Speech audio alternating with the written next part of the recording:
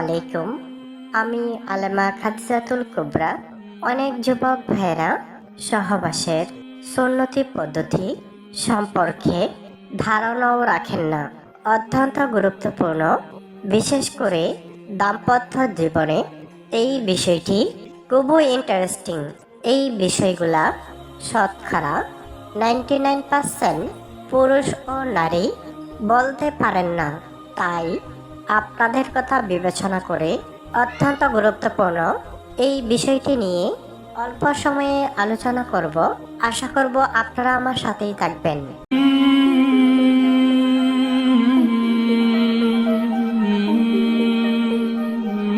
ধন্যবাদ আমার সাথে থাকার জন্য। তো আমি আর কথা না বাড়িয়ে মূল আলোচনায় চলে যাচ্ছি। প্রথমেই আমি বলতে চাই, আমি গ্রামের মেয়ে, বাঙ্গাসুঙ্গা একটি মোবাইল দিয়ে ভিডিও করি। আমার অডিও ভিডিও আপনাদের কাছে কেমন লাগে কমেন্টে জানাবেন।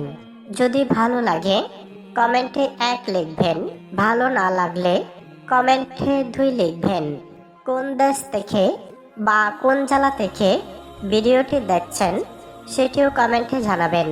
বিসমিল্লাহ বলিয়া নবীর দুরূদ পাঠ করিয়া নবীর পায়ে চুম্বন খাইয়া আমি এই ভিডিওটি শুরু করলাম। 1 নাম্বার, স্বামী স্ত্রী উভয়েই পাক পবিত্র থাকতে হবে। 2 নাম্বার, কোনো পশু বা শিশুর সামনে সহবাস শুরু করা যাবে না। 3 নাম্বার, বিসমিল্লাহ বলিয়া সহবাস শুরু করা মুস্তাহাব। 4 নাম্বার, সহবাসের পূর্বে সুগন্ধি ব্যবহার করা সুন্নত।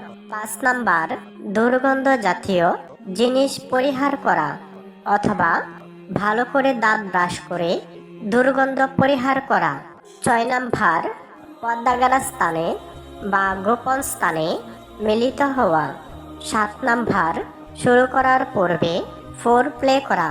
এটি অত্যন্ত গুরুত্বপূর্ণ।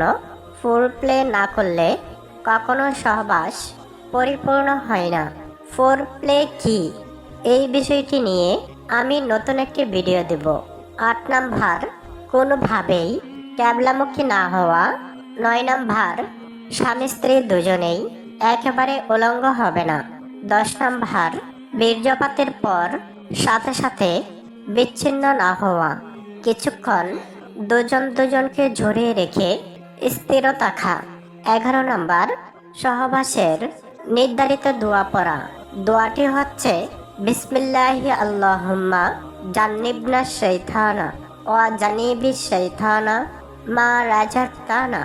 কেননা এই সহবাসে যদি কোনো সন্তান জন্ম নেয় তাহলে শয়তানের প্রভাব মুক্ত হবে। 12 নাম্বার, সহি নিয়ত করা। যেমন হযরত আলী রাদিয়াল্লাহু আনহু তার ওসিয়ত নামায় লিখেছেন যে সহবাসের ইচ্ছা হলে এই নিয়তে সহবাস করতে হবে। আমি ব্যভিচার থেকে দূরে থাকব, আমার মন এদিক সেদিক ছুটে বেড়াবে না, আর জন্ম নিবে নেককার সন্তান।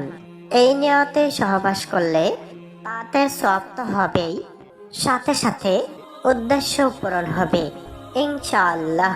তো প্রিয় যুবক ভাইরা, আমি একজন নারী হয়ে সর্বোচ্চটুকু দিয়ে অডিওটি করলাম। যারা প্রথমবার এই অডিওটি শুনেছেন আপনাদের কাছে কেমন লেগেছে কমেন্টে জানাতে বলবেন না।